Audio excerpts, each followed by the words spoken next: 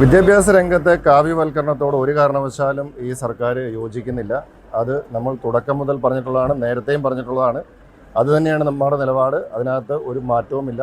ഏത് തരത്തിലുള്ള കാവ്യവൽക്കരണം ഉണ്ടായാലും അതിനെ പ്രതിരോധിക്കുവാനായിട്ടുള്ള എല്ലാ ശ്രമവും സർക്കാരിൻ്റെ ഭാഗത്തു നിന്നുണ്ടാവും. പിന്നെ ഇപ്പോൾ വിമർശനം ഉന്നയിക്കുന്ന ആളുകൾ അവരുടെ കാലഘട്ടത്തിൽ എന്താണ് നടന്നത് എന്നതിനെക്കുറിച്ച് അവർ തന്നെ ഒന്ന് ചിന്തിക്കുന്നത് നന്നായിരിക്കും.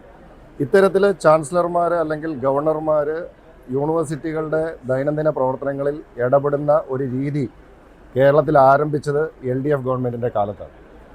എത്രയോ അംഗങ്ങളെ, അതായത് ജന്മഭൂമി ലേഖകരായിരുന്ന ആളുകളെ പോലും സർവകലാശാല സെനറ്റിലേക്കും അതുപോലെ തന്നെ സിൻഡിക്കേറ്റിലേക്കും BJPയുമായി ബന്ധമുള്ള അല്ലെങ്കിൽ RSSുമായി ബന്ധമുള്ള ആളുകളെ സെനറ്റിലേക്കും സിൻഡിക്കേറ്റിലേക്കും അതുപോലെ നിരവധി ആളുകളെ വൈസ് ചാൻസലർമാരായും ഒക്കെ കഴിഞ്ഞ ഗവൺമെൻറ്റിൻ്റെ കാലത്ത് നിയമിച്ചത് നമ്മുടെ എല്ലാവരുടെയും ശ്രദ്ധയിലുണ്ട്.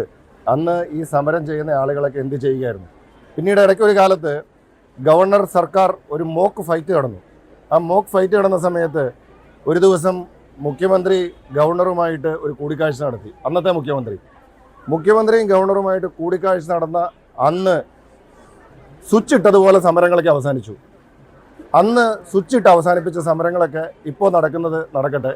അപ്പോൾ ഇതിന് എന്താണ് താല്പര്യങ്ങൾ എന്നുള്ളത്, ഈ സമരം ചെയ്യുന്ന ആളുകളുടെ അല്ലെങ്കിൽ എന്താണ് കഴിഞ്ഞ ഗവൺമെൻറ്റിൻ്റെ കാലത്ത് നടന്നിരുന്നത് എന്നൊക്കെ ഇവിടെ പൊതുസമൂഹത്തിന് മുമ്പിലുണ്ട്. അതൊന്നും ആരും മറന്നിട്ടില്ല. എല്ലാവർക്കും ഷോർട്ട് മെമ്മറിയാണ് എന്ന് വിചാരിക്കരുത്. ഇതൊക്കെ കേരളത്തിലുള്ള ജനങ്ങൾക്ക് മുഴുവൻ അറിയാവുന്ന കാര്യങ്ങളാണ്. ഈ ഗവൺമെൻറ്റിനെ സംബന്ധിച്ചിടത്തോളം കാവ്യവൽക്കരണം എന്ന ഒരു നിലപാടിനോട് അല്ലെങ്കിൽ അത്തരം നടപടികളുമായിട്ട് ഒരു കാരണവശാലും യോജിക്കുന്നതല്ല. അത് ഞാൻ നേരത്തെയും പറഞ്ഞിട്ടുണ്ട്. ആ നിലപാട് തന്നെയാണ് ഇപ്പോഴും പറയാനുള്ളത്.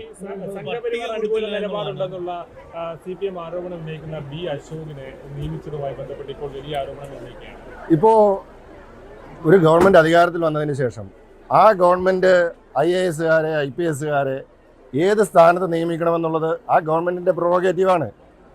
CPMന് അല്ലെങ്കിൽ കഴിഞ്ഞ ഗവൺമെൻറ്റിന് അനഭിമിതരായിരുന്ന ആളുകളെ ഈ ഗവൺമെൻറ് ഒരു സ്ഥാനത്ത് വയ്ക്കാൻ പാടില്ല എന്ന് അവർ പറഞ്ഞാൽ അവർ ഏത് ലോകത്താണ് ജീവിക്കുന്നത്? ഞങ്ങൾ ഈ അവരുടെ കഴിഞ്ഞ ഗവൺമെൻറ്റിനെ വിമർശിച്ചു എന്നതിൻ്റെ പേരിൽ LDF സർക്കാരിൻ്റെ കൊള്ളരുതായ്മകളെ വിമർശിച്ചു എന്നതിൻ്റെ പേരിൽ പുറത്താക്കപ്പെട്ട ഒരു ഉദ്യോഗസ്ഥനായിരുന്നു ശ്രീ B. അശോക്.